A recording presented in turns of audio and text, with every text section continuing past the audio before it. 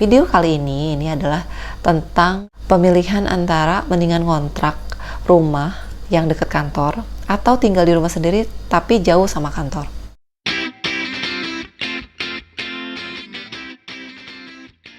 Hai, balik lagi di channel Sansan Bukawawa. Jadi kalau aku suka bacain komen, ada yang panggilnya Sansan, Kak Sansan, Mbak Sansan, atau Wawa gitu ya. Jadi aku bilang aja, aku sih lebih prefer dipanggil Sansan. Terserah mau Kak Sansan, atau Mbak Sansan, atau Sansan aja juga nggak apa-apa, aku nggak masalah. Gitu ya. Nah, buat kalian yang belum subscribe, jangan lupa klik subscribe dan nyalain lonceng notifikasinya ya. Jadi kalian tahu kalau aku upload video baru. Nah, video kali ini adalah tentang pemilihan antara mendingan ngontrak rumah yang dekat kantor atau tinggal di rumah sendiri tapi jauh sama kantor gitu. Karena aku udah ngalamin dua-duanya, jadi aku bisa sharing gitu dari pemikiran aku, dari plus minus yang aku alamin. Oke?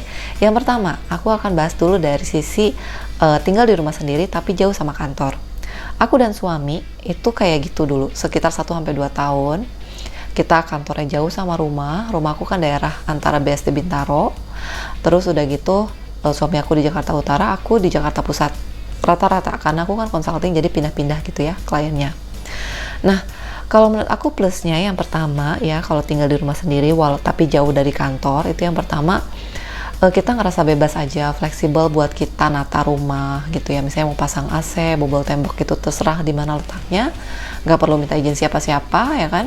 Terus misalnya mau pasang water heater segala macam juga itu kendalinya di kita gitu ya. Kita mau nata gimana, mau beli perabotan apa aja itu terserah, ya nggak sih. Kalau yang kedua plusnya itu adalah lebih ke achievement aja. Kita beli rumah sendiri ya kan, atas jerih payah kita gitu loh, dan kita tinggalin itu rasanya emang nggak terhingga sih, seneng banget gitu.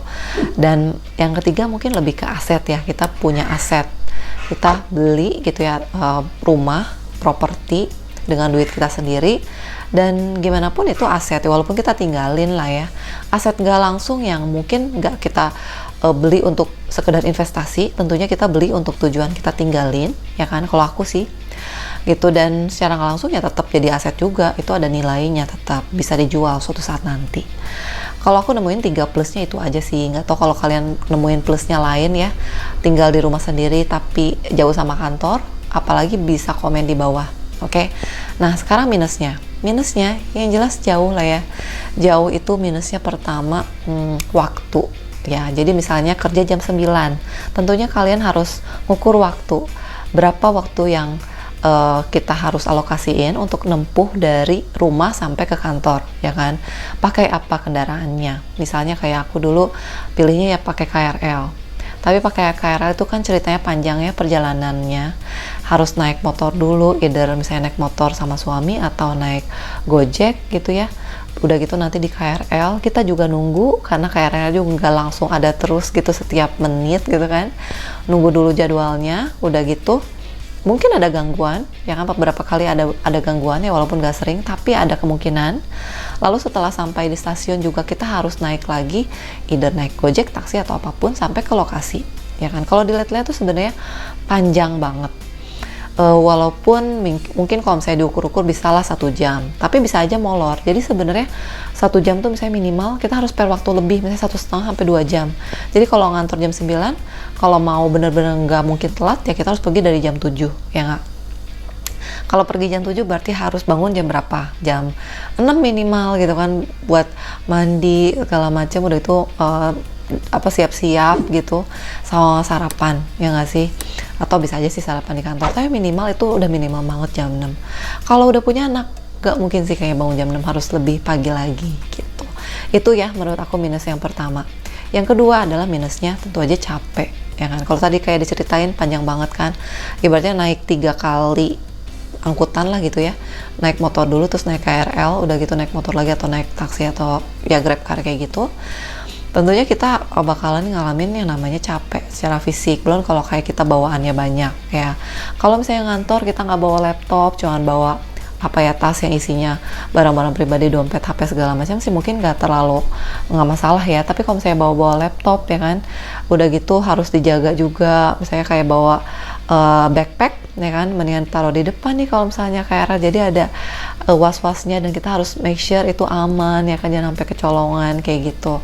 Dan juga apa ya, capek kalau hujan juga. Kebayang gak sih kalau misalnya buat kalian yang naik KRL ya, udah gitu hujan, itu pertama nggak bisa naik motor, atau ya kalau maksain pakai jas hujan.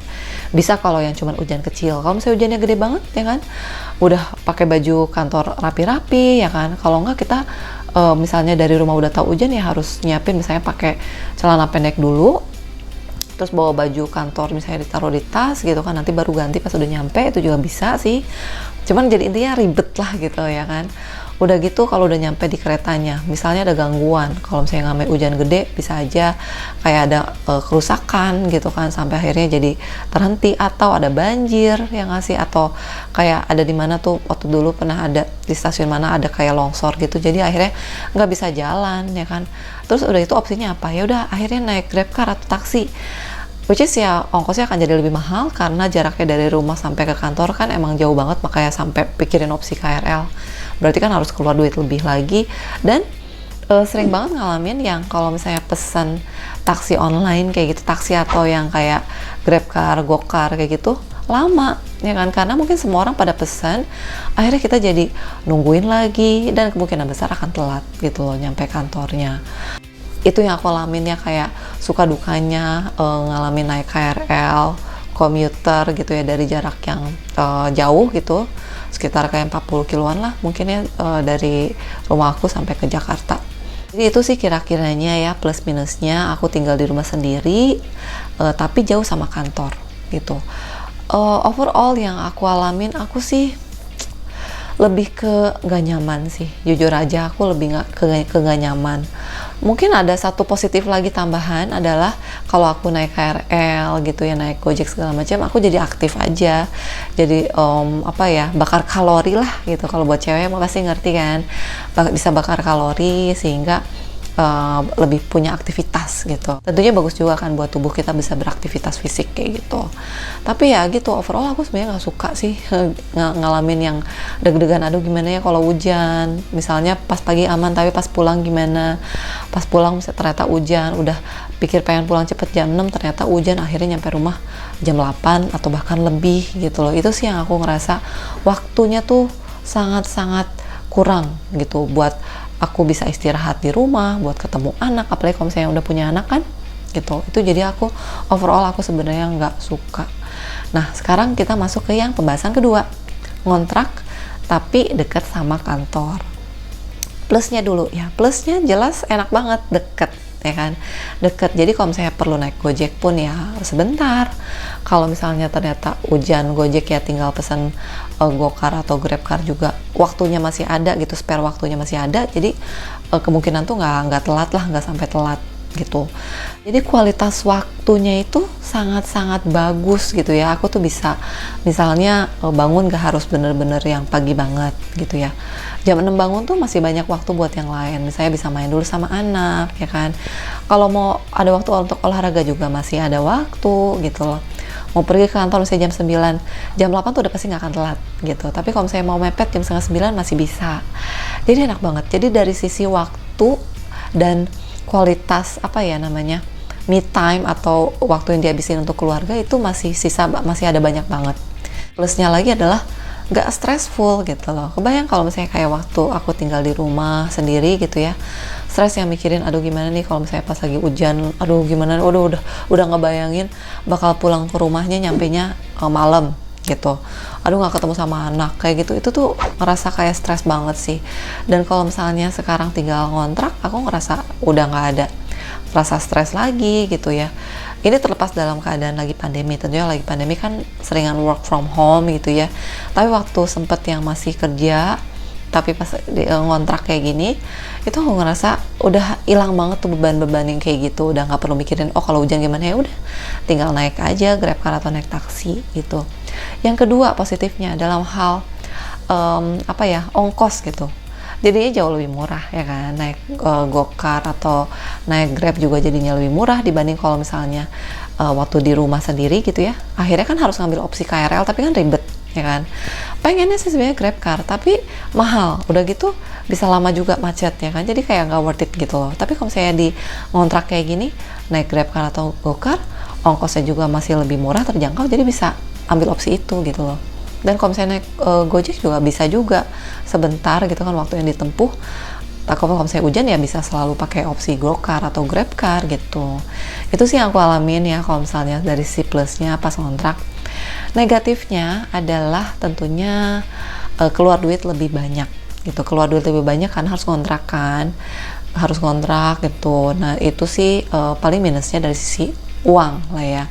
Aku berusaha ngitung-ngitung sih, kalau misalnya kayak rumah aku dikontrakin, ya mungkin ada ruginya sekian, tapi aku ngerasa kerugian itu tuh bisa terbayar gitu ya, bisa terbayar dengan kualitas hidup yang lebih baik, karena waktunya lebih banyak di rumah.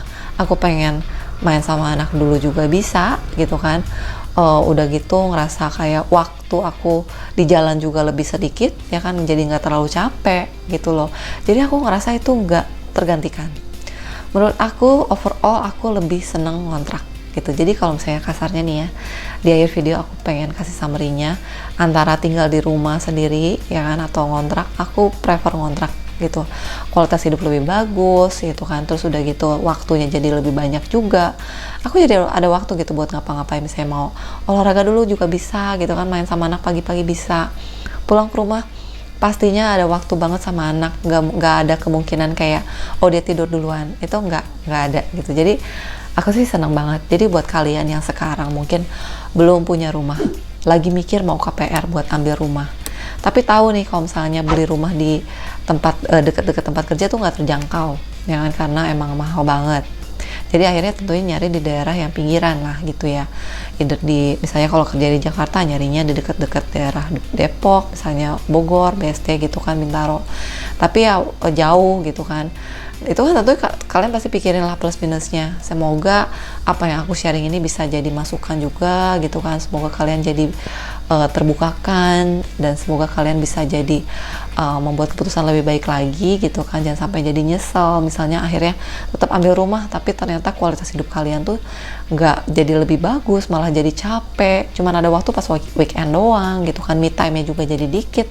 Mungkin me time-nya ada pas di mana, pas di KRL gitu, pas di jalan gitu loh.